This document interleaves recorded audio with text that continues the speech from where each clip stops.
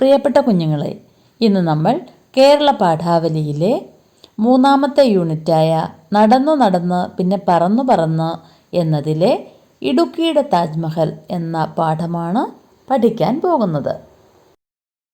ആദ്യമായി യൂണിറ്റ് ആമുഖമായി നൽകിയിരിക്കുന്ന പ്രവർത്തനം നോക്കാം. കുത്തുകൾ യോജിപ്പിച്ച് നോക്കൂ. കുത്തുകൾ യോജിപ്പിച്ചപ്പോൾ നിങ്ങൾക്ക് എന്തിൻ്റെ ചിത്രമാണ് ലഭിച്ചത്? താജ്മഹലിൻ്റെ ചിത്രമല്ലേ ലഭിച്ചത്? ലോകമഹാത്ഭുതങ്ങളിലൊന്നായ താജ്മഹൽ ഉത്തർപ്രദേശിലെ ആഗ്രയിൽ യമുന നദിക്കരയിൽ സ്ഥിതി ചെയ്യുന്നു. മുഗൾ ചക്രവർത്തിയായ ഷാജഹാൻ തൻ്റെ പ്രിയ പത്നിയായ മുംതാസ് മഹലിൻ്റെ ഓർമ്മയ്ക്കായി പണികഴിപ്പിച്ചതാണിത്. ഇനി നമുക്കൊരിടം വരെ പോയാലോ? ഇടുക്കിയുടെ താജ്മഹൽ. വെള്ളത്തൂവൽ ഗ്രാമത്തിലെ മുതിരപ്പുഴയുടെ തീരത്തായിരുന്നു രാജൻ്റെയും ഭാര്യയുടെയും വീട്. അവർക്ക് 2 മക്കൾ. 7-ാം ക്ലാസ്സിൽ പഠിക്കുന്ന അഖിലും 5-ൽ പഠിക്കുന്ന അമ്മുവും. ഒരു ദിവസം സന്ധ്യയ്ക്ക് പണി കഴിഞ്ഞു വന്ന രാജനോട് അഖിൽ ചോദിച്ചു, അച്ഛാ, ഈ താജ്മഹൽ എവിടെയാണ്? രാജന് പെട്ടെന്ന് ഉത്തരം പറയാൻ കഴിഞ്ഞില്ല. അറിയാത്തത് അറിയില്ലെന്ന് തന്നെയാണ് കുട്ടികളോട് പറയേണ്ടത് എന്നയാൾ മനസ്സിലാക്കിയിരുന്നു. അച്ഛന് പെട്ടെന്ന് ഓർമ്മ കിട്ടുന്നില്ല മോനെ, പുസ്തകം നോക്കിയിട്ട് പറഞ്ഞു തരാം. സംശയം തീർക്കാൻ പുസ്തകങ്ങളൊന്നും അവിടെ ഉണ്ടായിരുന്നില്ല. എങ്കിലും ആരോടൊക്കെയോ ചോദിച്ച് മനസ്സിലാക്കി രാജൻ പറഞ്ഞു കൊടുത്തു. ആഗ്ര എന്ന സ്ഥലത്താണ് താജ്മഹൽ. അച്ഛാ, എനിക്ക് താജ്മഹൽ കാണണം. ഞങ്ങളെ ഒരു ദിവസം അവിടെ കൊണ്ടുപോകാമോ? രാജൻ വളരെ നേരം ആലോചിച്ചു. ഇന്ത്യയുടെ ഏതോ ഒരറ്റത്താണ് ആഗ്ര. അവിടെ വരെ പോകാൻ ആയിരക്കണക്കിന് രൂപ വേണം. ഹിന്ദി അറിയണം. തീവണ്ടിയിലൊക്കെ യാത്ര ചെയ്തുള്ള പരിചയവും വേണം. വെള്ളത്തൂവൽ പോലൊരു ഗ്രാമത്തിൽ നിന്ന് ഒരാൾക്കൊരിക്കലും താജ്മഹൽ കാണാൻ പോകാൻ കഴിയുകയില്ലെന്ന് അയാൾക്ക് തോന്നി. ഇടുക്കി ജില്ലയിലെ മനോഹരമായ ഒരു ഗ്രാമമാണ് വെള്ളത്തൂവൽ. ചുറ്റും ധാരാളം പച്ചമലകൾ തലപൊക്കിയ മനോഹരമായ ഒരു താഴ്വരയിലാണ് ആ പ്രദേശം. റബ്ബറും തെങ്ങും കമുകും നെല്ലുമായിരുന്നു മിക്കവരുടെയും കൃഷി. ചിലരൊക്കെ ഏലവും കുരുമുളകും ഗ്രാമ്പുവും നട്ടുണ്ടാക്കി. അങ്ങനെ കൃഷി ചെയ്യുന്നവരുടെ സ്ഥലങ്ങളിൽ ജോലിയെടുക്കാനും ധാരാളം ആളുകളുണ്ടായിരുന്നു. അത്തരത്തിൽ കൂലിപ്പണി ചെയ്ത് കുടുംബം പുലർത്തിയിരുന്ന സാധാരണക്കാരനായിരുന്നു രാജൻ. അച്ഛനിൽ നിന്നും മറുപടി കിട്ടാതെ വന്നപ്പോൾ അഖിൽ പിന്നെയും ചോദിച്ചു, അടുത്ത വെക്കേഷൻ അച്ഛൻ ഞങ്ങളെ താജ്മഹൽ കാണിക്കാൻ കൊണ്ടുപോകുമോ?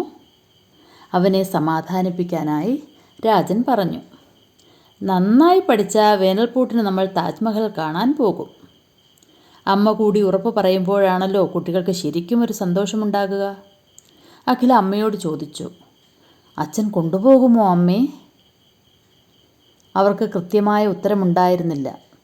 എങ്കിലും മകനെ സമാധാനിപ്പിക്കാനായി അവർ പറഞ്ഞു, അച്ഛൻ പറഞ്ഞെങ്കിൽ അങ്ങനെ തന്നെ ചെയ്യും. സ്കൂൾ അടയ്ക്കട്ടെ.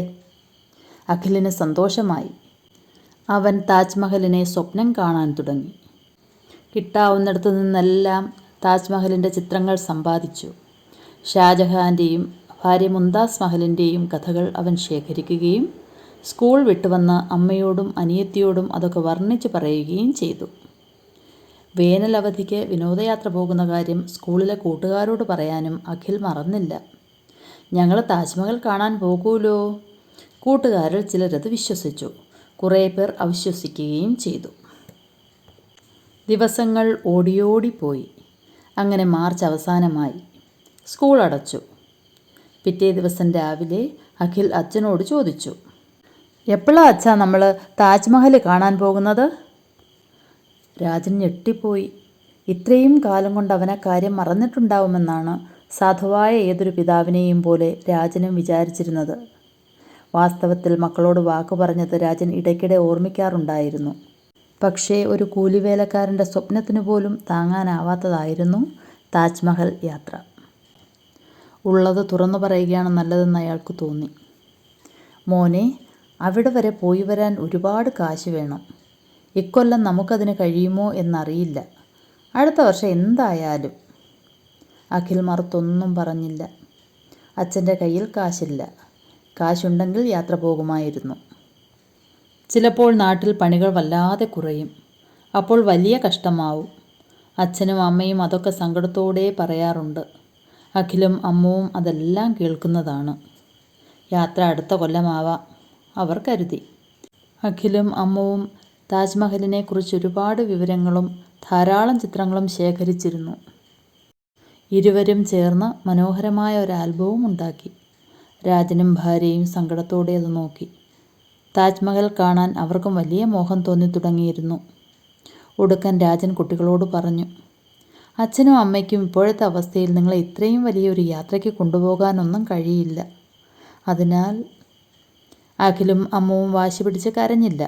എങ്കിലും രണ്ടുപേർക്കും ഉള്ളിൽ നല്ല വേദനയുണ്ടായിരുന്നു. മക്കളുടെ വേദന രാജന് മനസ്സിലായി.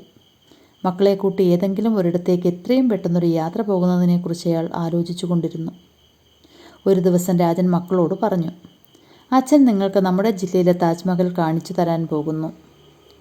നമ്മുടെ ജില്ലയിൽ താജ്മഹലോ? അവർ അത്ഭുതപ്പെട്ടു. രാജൻ്റെ ചുണ്ടിലൊരു ചിരി വിടർന്നു. പിറ്റേന്ന് അവർ പുറപ്പെട്ടു.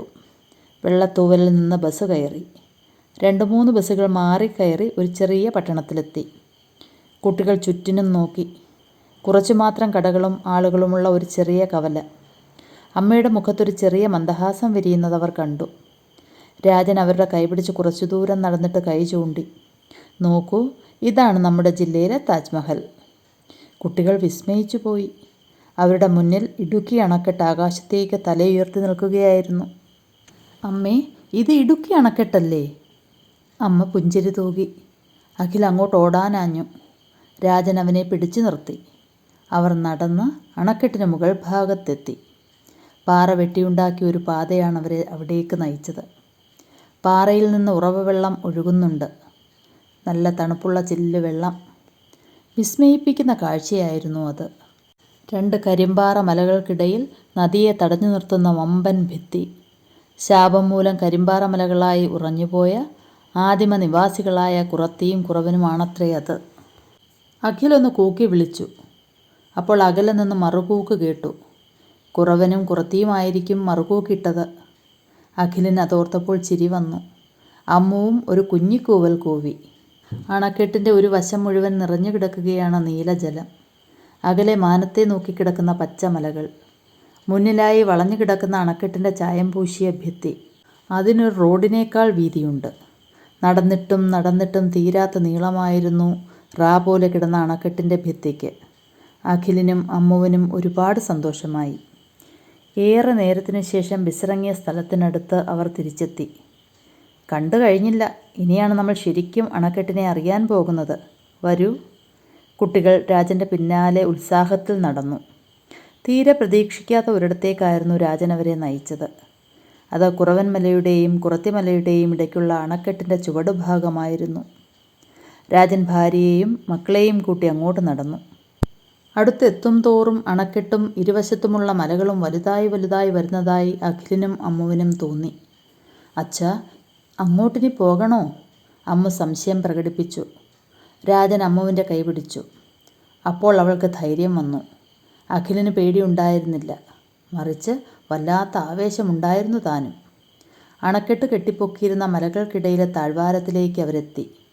ഒരു വല്ലാത്ത തണുപ്പുണ്ടായിരുന്നു അവിടെ.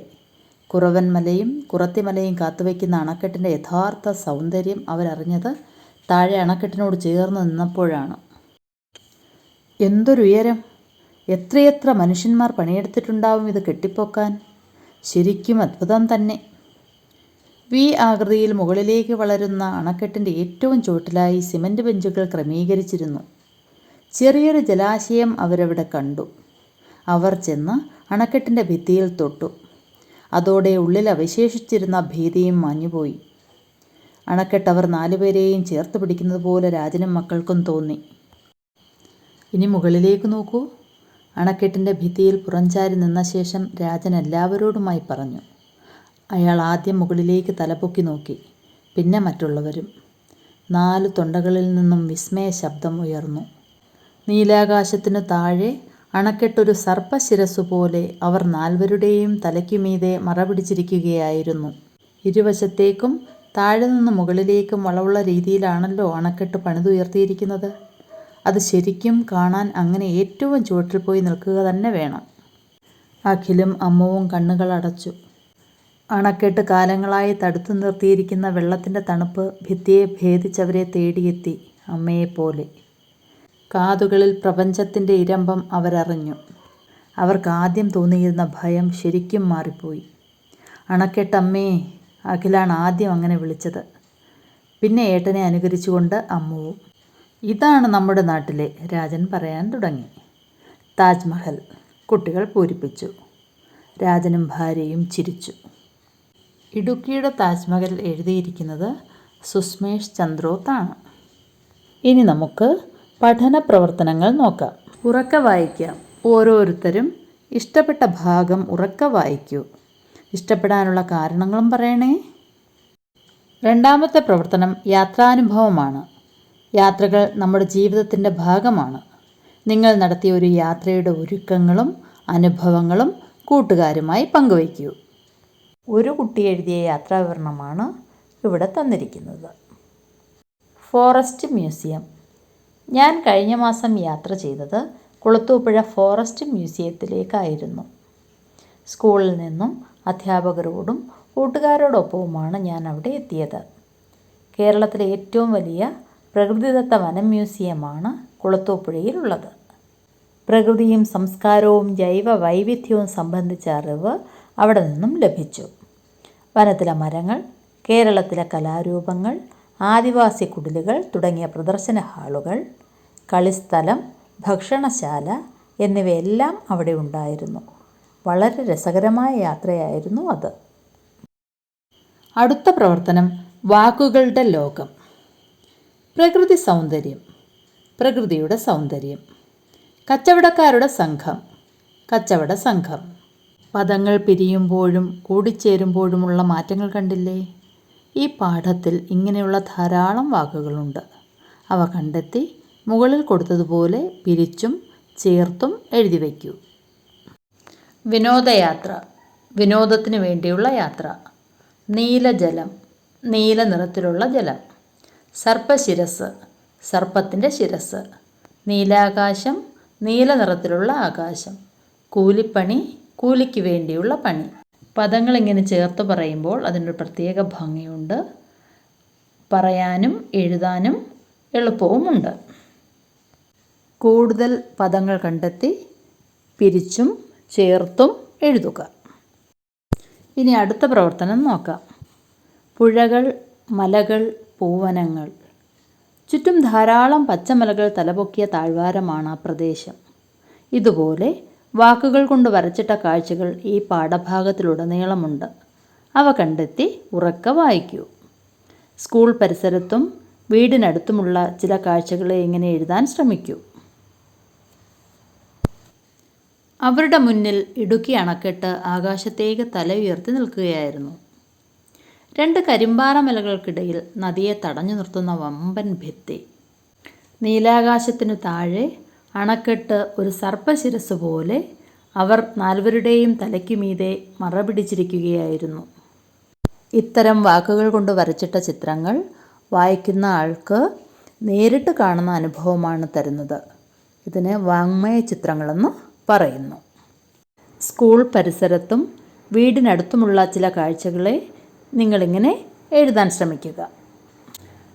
അടുത്ത പ്രവർത്തനം പേരും പ്രവൃത്തിയും.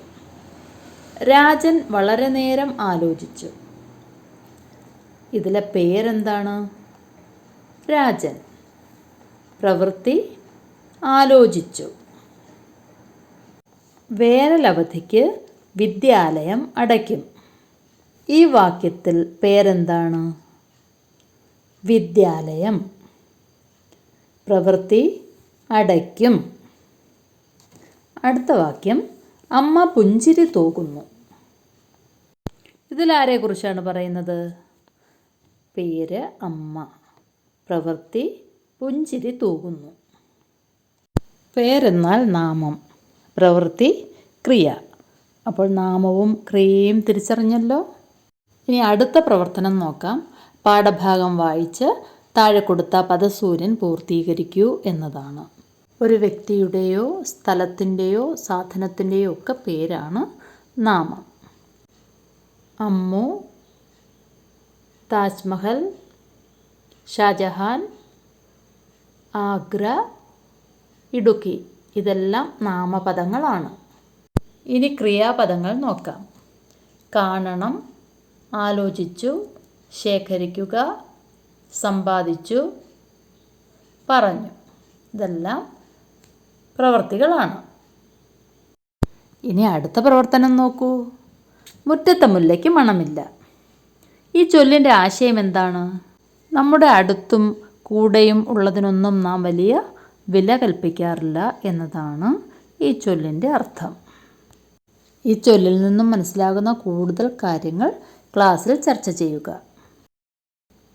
അമ്മുവിനും അഖിലിനും താജ്മഹൽ കാണാൻ കഴിഞ്ഞില്ല. ഏറെ ദൂരത്തേക്ക് പോകാനുള്ള പണവും സാഹചര്യവും ഇല്ലായിരുന്നു. എന്നാൽ സ്വന്തം നാട്ടിൽ ഹൃദ്യമായ അനുഭവമാണ് അവർക്ക് ലഭിച്ചത്. നിങ്ങളുടെ നാട്ടിലുമില്ലേ ഇതുപോലെ മനോഹരമായ പ്രദേശങ്ങൾ? മാതാപിതാക്കളോടൊപ്പം അവിടം സന്ദർശിച്ച് അനുഭവം ക്ലാസ്സിൽ പങ്കുവയ്ക്കൂ.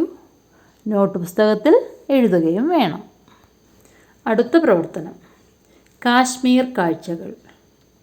മഞ്ഞൻ തുപ്പിയിട്ട, മരത്തിൻ്റെ പച്ചയുടുപ്പിട്ട, അരുവി കൊണ്ടരഞ്ഞാണമിട്ട, പൂക്കളാൽ വിരിപ്പിട്ട കാശ്മീരെ, നിന്നെ ഞാനൊന്നുമ്മ വെച്ചോട്ടെ. ഒരു കൂട്ടുകാരി കാശ്മീർ കണ്ട ദിവസം എഴുതിയ ഡയറിക്കുറിപ്പിലെ വാക്യങ്ങളാണിത്. ഈ കുറിപ്പിൽ കാശ്മീരിൻ്റെ ഒരു ചിത്രം കാണുന്നില്ലേ? കാശ്മീരിനെ ഉമ്മ വയ്ക്കാൻ കുട്ടി ആഗ്രഹിച്ചത് എന്തുകൊണ്ടാവാം? പാഠഭാഗത്തിൽ നമ്മൾ കണ്ട വാങ്മയ ചിത്രങ്ങൾ പോലെ തന്നെ ഒരു ചിത്രമാണ് കുട്ടിയുടെ ഡയറി കുറിപ്പിലും ഉള്ളത്. കാശ്മീരിൻ്റെ മനോഹാരിത കുട്ടിയുടെ ഡയറി കുറിപ്പിൽ വ്യക്തമാകുന്നു. മഞ്ഞു പുതച്ചിരിക്കുന്ന കാശ്മീരിൽ ധാരാളം വൃക്ഷങ്ങളുണ്ട്, മനോഹരമായ അരുവികളുണ്ട്, ധാരാളം പൂക്കളുണ്ട്. ഇങ്ങനെയുള്ള കാശ്മീരിനെ കുഞ്ഞ് ഉമ്മ വയ്ക്കാൻ ആഗ്രഹിക്കുന്നു. നിങ്ങളും ഇതുപോലെ മനോഹരമായ സ്ഥലങ്ങൾ സന്ദർശിക്കുകയും അതിനെക്കുറിച്ച് കുറിപ്പുകൾ എഴുതുകയും ചെയ്യുക.